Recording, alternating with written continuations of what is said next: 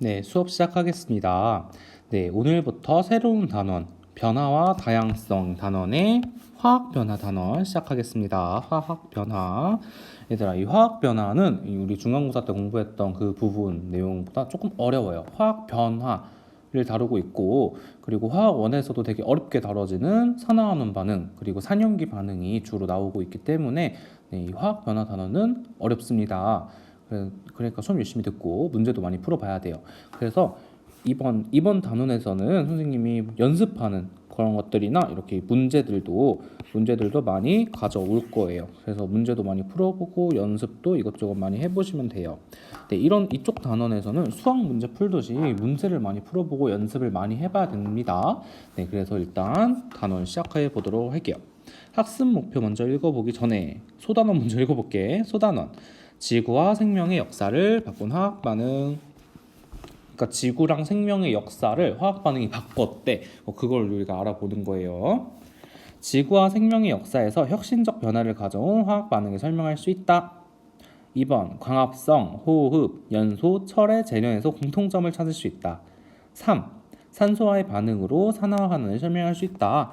그래서 지구와 생명의 혁신적인 변화를 가져온 화학 반응을 우선 배워보고 그 반응들이 광합성, 호흡, 연소, 철의 재련이래. 지금 이런 반응들의 공통점을 찾아서 그 공통점이 산화와 환원 반응이다. 이렇게 설명할 수 있으면 이번 단원 되는 겁니다. 그래서 오늘 쭉 다 한번 해볼게요. 네, 시작. 일단 지구와 생명의 혁신적인 변화.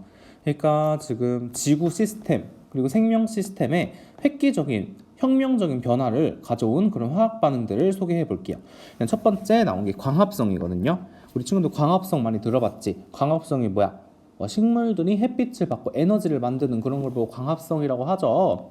네, 근데 식물들이 하는 거잖아. 우리 막 햇빛 볼 때마다 우리 광합성 하러 가자 막 이렇게 하는데 다 말도 안 되는 소리입니다. 우리는 엽록체가 없어서 광합성을 못 해요. 근데 어쨌든 광합성이 되게 지구와 생명의 혁신적인 변화를 가져왔다라는 거예요. 어떻게 변화를 가져왔는지 하나하나 살펴볼게. 일단 광합성은 빛을 이용해서 물과 이산화탄소, 물 H2O와 이산화탄소 CO2, 물과 이산화탄소를 포도당 C6H12O6과 뭐로 만들어? 네, 산소로 만드는 반응. 그래서 광합성은 물이랑 이산화탄소, 지금 물 먹고 식물들이 물 먹고 그리고 공기 중에 있는 이산화탄소를 먹어가지고 빛 에너지를 이용해서 포도당이랑 산소를 만드는 그런 반응이 광합성이다. 이렇게 알아두시면 될 것 같아요. 근데 광합성이 식물들이 뭐 지들 광합성을 해. 근데 왜 이게 생명체들이랑 이 지구 시스템의 획기적인 변화를 가져왔을까? 네, 이게 조금 이해할 거야. 그래서 이런 부분들을 이 스토리를 조금 선생님 썰을 풀어볼게요. 일단 옛날에 원시대기 그러니까 옛날에 지구가 생겨나자마자 그때 대기 지금 우리 대기는 뭐 산소 질소 이런 걸로 이루어져 있다고 배웠었죠. 네, 근데 그때는 메테인이랑 암모니아로 이루어져 있었대. 그러니까 우리 그림을 그려볼까?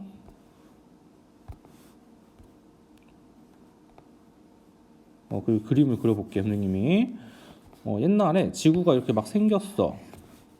근데 지구가 막 생겼을 때 여기 대기가 그림을 우리 예쁜 미술 시간처럼 그림 한번 그려볼게요. 이렇게 대기가 있었는데 지금 여기에 있었던 게 옛날엔 뭐야? 요즘에는 산소, 질소 이런 거잖아. 근데 그때는 산소랑 질소가 아니라 여기에 메테인 CH4랑 그리고 암모니아 NH3가 이렇게 있었대요. 이 메테인은 어디다 쓰는 물건이? 요즘 메테인을 어디다 쓰냐면 이거 우리 가스레인지에 있는 가스 있죠. 가스레인지에 있는 가스야. 지금 우리 공기에 가스레인지에 있는 가스로 좀 꽉 차 있는 거예요. 그리고 암모니아도 우리 많이 들어봤죠. 네, 우리 오줌에 많이 들어있어. 찌린내, 똥내, 오지게 나요. 찌린내, 똥내. 네, 지금 이렇게 대기가 이렇게 돼 있었대. 그리고 이렇게 돼 있으니까 생명체들이 살기 힘들었겠지. 근데 여기서 끝나는 게 아니라 여기 태양이 있을 거 아니야. 태양이 자외선을 조지게 쏴대요. 그래서 지구의 위에서는 대기에는 가스랑 암모니아 막 이딴 거 있고 그 자외선 조직에 싸지고 이러니까 뭐 생물들이 바로 피부암 걸려 자외선 때문에. 그래서 생명체가 살기 힘든 그런 환경이었어요. 근데 이때 여기 물이 고인 거야. 비가 와서 여기 물이 고였대. 바다가 됐겠지. 여기 바다에는 그래도 바다 안에 있는 애들이랑 여기 메테인이나 암모니아 그리고 자외선 이런 거에 대해서 조금 괜찮을 거 아니야. 그래서 여기서 생명체가 생겨납니다. 그래서 최초의 생명체는 바다에서 생겼다라는 거예요. 근데 여기 바다에서 이런저런 생명체들이 생겨났어. 근데 뭐 생명체가 물고기 막 생기고 문어 생기고 이런 게 아니라 어디 뭐 박테리아부터 시작해가지고 되게 조그만 미생물들이 생겨나기 시작한 거예요. 그래서 그때 여기서 남조류라는 친구가 생겨. 이 남조류라는 친구는 광합성을 하는 세균이야. 그래서 이 친구들이 광합성을 했어. 그래서 광합성을 해가지고 여기 있는 나쁜 그런 물질들이 막 많은데 뭐 여기서 뭐 이산화탄소 이런 걸 했겠지. 그래서 결국에 뭐가 나왔어? 광합성을 해가지고 산소가 나온 거야. 그래서 지금 이런 남조류들이 산소를 조직에 막 만들어내. 그래서 산소들이 막 바다에서 막 넘쳐가지고 공기로 나와요. 그래서 공기에 산소들이 많이 생겨나기 시작했다라는 거야. 근데 여기 산소들이 이렇게 막 있겠지. 이 산소들이 너무 많아. 이 산소들이 너무 많아진 거야. 지금 남조류들이 광합성을 너무 많이 했어. 그래서 산소들이 대기에 너무 많아져가지고 산소들끼리 반응을 해서 화학 반응식은 이게 정확하진 않지만 산소들끼리 반응을 해서 오존을 만들어냅니다. 오존층 들어봤죠? 그래서 오존들이 지금 이 대기에 오존층을 만들어요. 이렇게. 오존층을 만들었어. 이 오존은 어떤 성질을 가지고 있냐면 자외선을 흡수하는 성질을 가지고 있는 거야. 그래서 오존층들이 이 자외선을 다 흡수해줘. 그래서 지금 옛날에는 지상에 생명체가 조금만 나와. 지금 바다에서 조금만 기어 나와도 바로 피부암 걸려서 뒤져버렸는데 이때 오존층이 자외선을 다 흡수해줘가지고 여기 있는 생명체들이 지상으로 슬금슬금 기어 나오기 시작했다라는 거예요. 그래서 지구에 지상에 생명체가 살 수 있게 됐다라는 거지.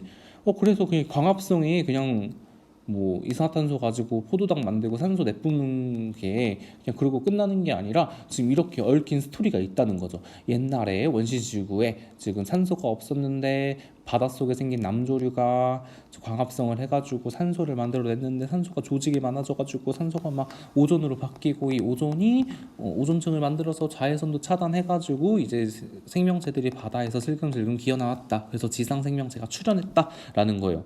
네, 되게 뭔가 웅장하죠. 네, 맞아요. 저도 마음만 들어도 마음이 웅장해집니다. 그래서 이런 썰이 있대. 그래서 이걸 학습지에 같이 정리를 해볼게. 일단 원시 대기에는 메테인, 암모니아로 이루어져 있고 강한 자외선으로 생물이 지상에서 살 수가 없었어요. 근데 원시 바다의 광합성을 하는 남세균이라는 단어 알아야겠죠. 남세균 광합성하는 친구. 남세균이 출현하면서 산소가 생성됐는데 이 우리 교과서에 남세균의 이 디테일한 그 친구 이름까지 나와요. 그래서 이것까지 같이 외워줄게. 시아노박테리아.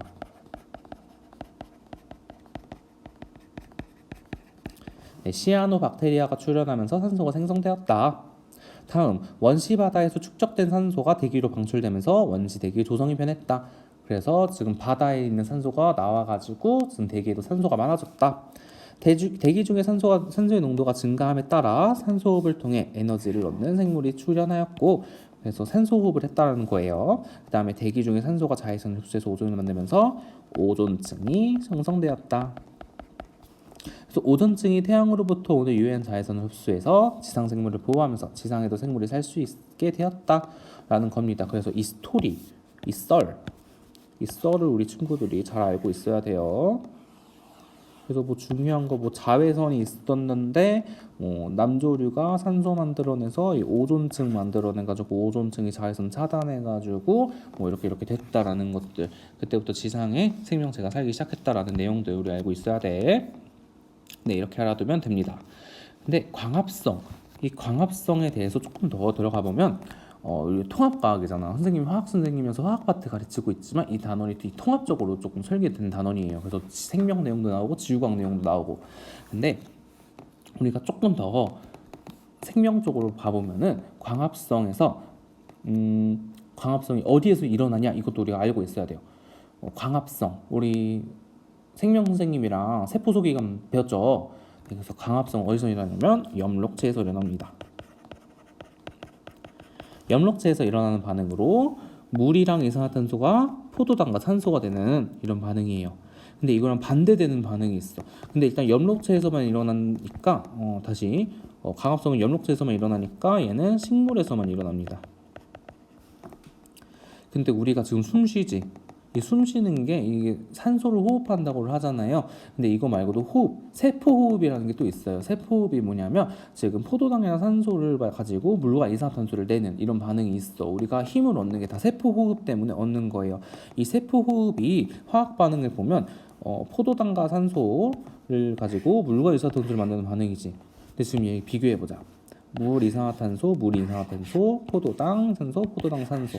네, 그러니까 이게 거꾸로 가는 반응이라는 거예요, 광합성에. 그래서 광합성이랑 세포호흡은 서로 거꾸로 되는 반응이다라고 알고 계시면 되는데 광합성은 어디서만 일어나? 식물에서만 일어나고 세포호흡은 식물이랑 동물이랑 동시에 일어납니다. 그래서 세포호흡은 미토콘드리아에서 일어나요. 미토콘드리아. 그래서 광합성은 엽록체에서 일어나고 세포호흡은 미토콘드리아에서 일어난다. 근데 미토콘드리아는 식물뿐만 아니라 우리가 쓰잖아. 그럼 동물. 근데 우리 친구들이 동물만 세포호흡하는 줄 알고 있는 친구들이 있는데 식물에서도 일어납니다. 그래서 막 나중에 생명과학 문제 풀다 보면은 이 세포호흡은 식물에서 안 하는 것처럼 그렇게 페이크를 치는 문제들이 많아요. 근데 그런 거에 넘어가면 안 돼. 일단 그렇다라는 거. 그래서 우리 광합성이랑 세포호흡이 관계 알아봤고 광합성이랑 세포호흡이 어떤 세포 소기관에서 일어나는지까지 확인해 보았습니다. 근데 여기서 조금만 더 들어가 볼게. 이게 선생님이 생명과학 내용을 조금 가르친다는 게 좀 부담이 있긴 한데 이게 광합성에 대해서 조금만 더 들어갈게요. 일단 최초에 광합성을 한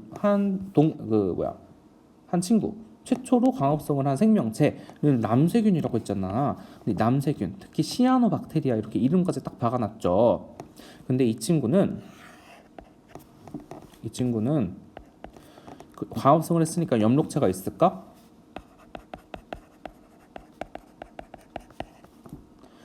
엽록체 절대 없어요. 그래서 이것도 조금 너무 들어간 것 같은 감이 있지만 이거 약간 페이크로 시험 문제 나올 수도 있으니까 알려주자면 광합성은 엽록체에서 일어나는 게 맞아. 근데 이 엽록체에서 일어난다는 게 진핵생물에서 말하는 거예요. 근데 이런 남세균 같은 원핵생물에서는 그게 원시적인 핵을 가지고 있는 생물이라는 뜻이에요. 원핵생물에서는 엽록체가 없어.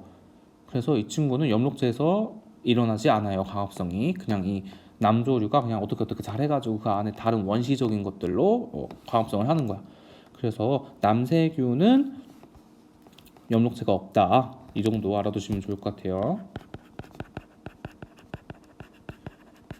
약간 생명과학을 연구하는 그런 학자들은 이 남세균 있지. 이런 남세균들이 어떤 동물 안에 쏙 들어가가지고 진화를 걸쳐가지고 엽록체가 되었다라는 그런 학설을 주장하는 그 사람들도 있어요. 그래서 결론은 남세균, 광합성하지만 원핵생물이기 때문에 엽록체가 없다. 이렇게 알아두시면 됩니다. 네, 좋아요. 다음에 철의 재련부터 쭉쭉쭉 나와볼게요. 이때부터는 별로 내용이 없어. 철의 재련. 철이 뭐야? 우리 쓰는 철들 있지?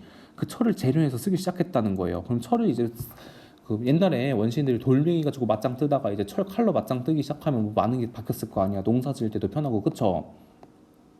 그러니까 철을 재련함으로써 우리가 생명체랑 지구가 되게 지구가 변했나? 뭐 어쨌든 우리 생명체 인류 문명이 되게 발달하는 건 맞죠? 그래서 그렇게 알아두시면 됩니다. 근데 철을 왜 재련을 해야 되는지 알아볼게. 지구에서 자연 상태로 얻는 철은 그냥 순수한 철이 아니야. 그래서 지구에서 대부분 철은 산소와 결합한 산화철의 상태로 존재해요. 산화철의 상태로 존재하는데 이 산화철은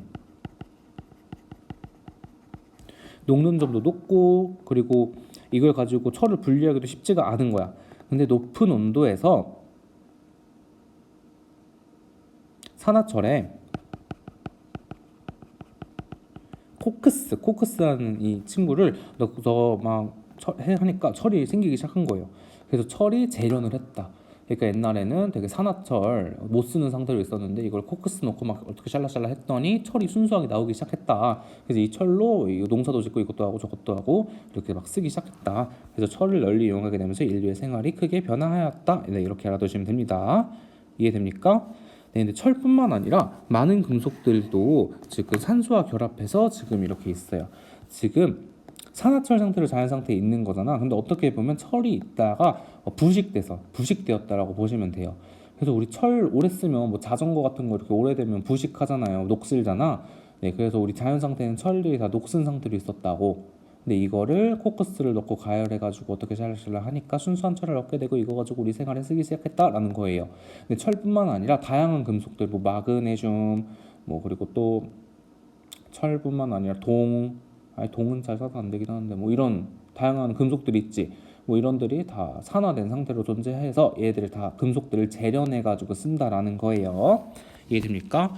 네, 그걸 반대로 이야기하면은 이 철 가만히 오래 냅두면은 녹슨다 이렇게 알아두시면 되죠. 네, 좋아요.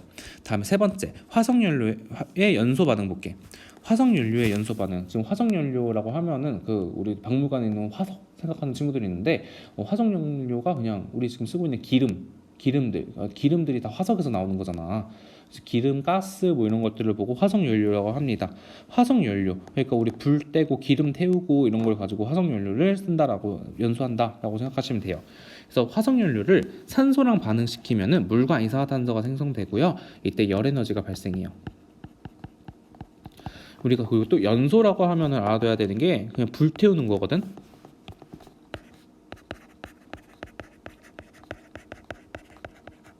그래서 뭐 종이를 불태우는 거 이것도 종이의 연소 반응이야. 근데 이 화석연료를 태우면은 어떻게 되나라고 했더니 화석연료를 태웠더니 물과 이산화탄소가 생성되고 열에너지가 발생한다라는 거고 이 열에너지 가지고 우리가 일상생활에 그 쓰는 거죠. 그리고 연소는 불태우는 건데 더 과학적으로 이야기를 하면은 산소랑 반응을 시키는 거예요. 그래서 우리 불 태울 때 산소 없으면 불 안 타잖아. 그래서 이런 원리입니다. 이해돼요? 네, 좋아요. 그래서 연소 반응이다라고 하면은 산소랑 반응시키는 거고 불태우는 거고 그리고 왜 종이 불태우고 나무 불태워도 되는데 옛날 사람들은 막 종이 태우고 장작 태워서 막 난로 떼고 그랬잖아. 근데 요즘에는 화석연료 뗀다고. 왜 화석연료 떼겠어? 열이 많이 나와서 효율적이니까. 그래서 열에너지가 많이 발생한다. 그리고 부산물이 물과 이산화탄소다라고도 우리 알아두셔야 돼요. 그래서 이때 발생하는 열에너지를 이용해서 산업, 교통 등의 큰 변화가 일어났다라는 거예요. 그래서 뭐 공장도 기름 태워가지고 돌리고 그리고 자동차도 돌리고 이렇게 하는 게 화석연료 연소 반응 때문이다라는 거야. 근데 지금 우리가 오늘 살펴본 광합성, 철의 재련, 화석연료 연소 반응 보면은 공통점이 있어. 공통점을 보면 찾아볼게. 일단 광합성에서 산소가 관여하고요. 그리고 철의 재료에서도 산소가 관여를 하고요. 화석연료의 연소 반응에서도 산소가 관여를 하네. 그럼 산소 이 새끼 뭔가 있다 이렇게 우리가 생각할 수 있죠. 네, 좋아요. 이 반응들의 공통점은 산소가 관여하는 산화환원 반응입니다. 똑바로 쓸게요. 이 중요한 키워드니까. 산화환원 반응이다. 그래서 산화환원 반응이다라는 거야. 지금 우리가 살펴본 이 세 가지 반응들이 산화환원 반응이다라고 알아두시면 됩니다. 좋아요. 네, 근데 이제 우리가 산화환원 반응이 뭔데 이렇게 생각할 수 있지. 그 산화환원 반응을 우리가 지금 과학적으로 살펴볼게요. 일단 산화환원 반응을 설명하는 방법은 여러 가지가 있어. 뭐 첫 번째로 배울 게 오늘 배우는 산소의 이동으로 설명하는 방법, 그리고 두 번째 배우는 게 전자를 가지고 설명하는 방법. 이 전자를 가지고 설명하는 방법은 다음 시간에 배울 거예요. 그다음에 화학 원 올라가면 산화수를 이용해서 설명하는 방법도 있어요. 근데 우리 통합과학에서는 전자를 가지고 설명하는 것까지만 다룹니다. 네, 좋아요. 그래서 일단 우리 첫 번째 산소를 가지고 설명하는 거를 일단 배워볼게. 일단 볼게요. 환원 반응이라고, 이게 산화점 환원 반응인데 산화 반응, 환원 반응을 같이 부르는 거예요. 그럼 일단 볼게요. 산화 반응이 뭐냐라고 하면은 어떤 물질이 산소와 결합하는 반응이야. 그래서 뭐 녹슨다 이렇게 생각해 주시면 돼요. 녹쓰는 거, 태우는 거, 산소랑 반응한다. 산소랑 더해진다. 산소랑 반응을 한다. 산소랑 결합을 한다 하면은 산화라고 하는 거고요. 반대로 산소를 잃는 반응을 환원 반응이라고 하는 거야. 그래서 다시 정리해보면 산소를 얻으면 뭐? 산화. 산소를 잃으면 환원. 산소 얻으면 산화. 산소 잃으면 환원. 환원이 뭐라고? 산소를 잃는 거. 산화가 뭐라고? 산소를 얻는 거. 이렇게 자유자재로 돼야 돼요. 산소를 얻으면 산화, 산소를 잃으면 환원. 이렇게 우리 머릿속에 딱 박아둡시다. 그래서 산소를 얻으면 산화 반응, 산소를 잃으면 환원 반응이라는 거예요. 그래서 거꾸로 가는 반응이지 산화 반응을 거꾸로 하면 산화 반응을 거꾸로 되면 환원 반응이 되고 이렇게 되겠죠. 이해돼? 네, 그래서 이렇게 산화 반응이 뭐고 환원 반응이 뭐고 이렇게 일단 이렇게 간단하게 알아둡시다. 근데 우리가 또 알아둬야 되는 개념이 산화 환원 반응이 동시에 일어난다는 건데 왜 산화 반응, 환원 반응을 따로따로 안 부르고 산화 환원 반응이라고 부르냐면 산화 환원 반응은 산화 반응이랑 환원 반응 항상 동시에 일어나요. 그래서 산화 환원 반응의 동시성이라고 해요.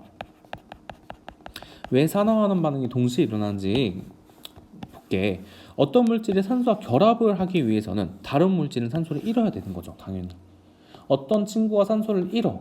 그럼 어떤 친구는 그 산소를 뺏어와야 되니까 산소를 잃어야 되겠지. 그래서 산화는 항상 산화만 일어나는 게 아니라 산화가 반응이 일어나려면 옆에 누군가는 환원 반응이 일어나는 거예요.